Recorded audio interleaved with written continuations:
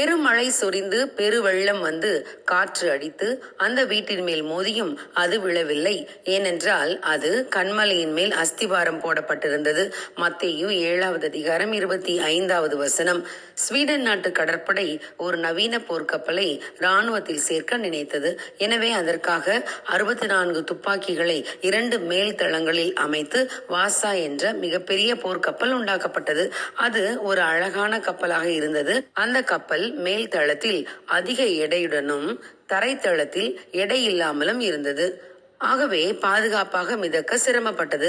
ஒரு ஆகஸ்ட் மாதம் 10வது நாள் ஸ்டாக்ஹோம் துறைமுகத்திலிருந்து அது தன் பயணத்தை ஆரம்பித்தது. அதில் பயணம் செய்த வீரர்கள் தங்களை வழியனுப்ப வந்திருந்த மன்னனிடமும் மக்களிடமும் கையசைத்து விடை பெற்றனர். கப்பல் கிளம்பிய சற்று நேரத்திற்குள்ளாக காற்று அதன் மீது பலமாய் மோதவே கப்பல் ஒரு பக்கமாக சாய ஆரம்பித்தது. பின்பு எப்படியோ அதை சரி செய்து நிலைப்படுத்திக் கொண்டது. மீண்டும் அதன் மேல் ஒரு காற்று வீசவே கப்பல் தன்னுடைய சமநிலையை இழந்தது. படிப்படியாக மூழ்க ஆரம்பித்தது. அதில் இருந்த 50 பேரின் வாழ்க்கையும் முடிந்து போனது.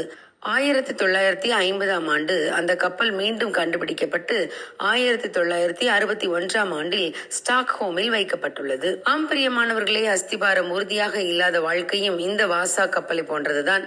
எத்தனையோ நவீன வசதிகள் எல்லாம் இருந்திருந்தும் அது காற்றுக்கு தப்பிக்க முடியவில்லை.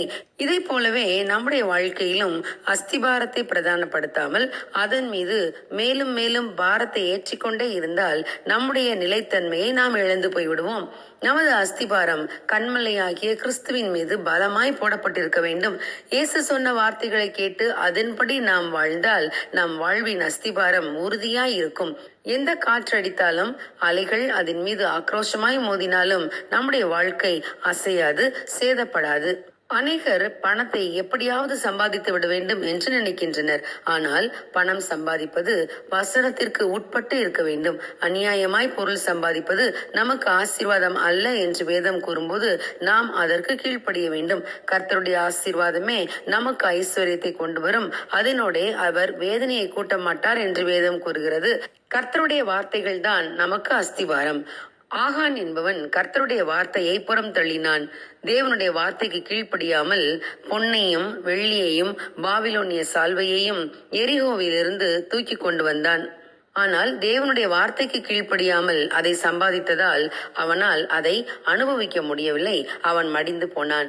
பிரியமானவர்களே, நம்முடைய வாழ்க்கையின் ஒவ்வொரு பகுதியும் ஆண்டவராகிய இயேசு கிறிஸ்துவின் மேல் உறுதியான அஸ்திவாரம் போடப்பட்டதாக இருக்க வேண்டும். அவ்வாறு வசனத்துக்கு கீழ்ப்படிந்து கிறிஸ்துவின் மேல் நம் வாழ்க்கையை கட்டி எழுப்பினால் நம்முடைய வாழ்க்கை உறுதியாக இருக்கும், ஆசீர்வாதமாய் இருக்கும். நாம் வர வர விருத்தி அடைய முடியும். ஆகவே வசனத்தின்படி வாழ்வோம், ஆசீர்வதிக்கப்படுவோம். God bless you. Have a godly day.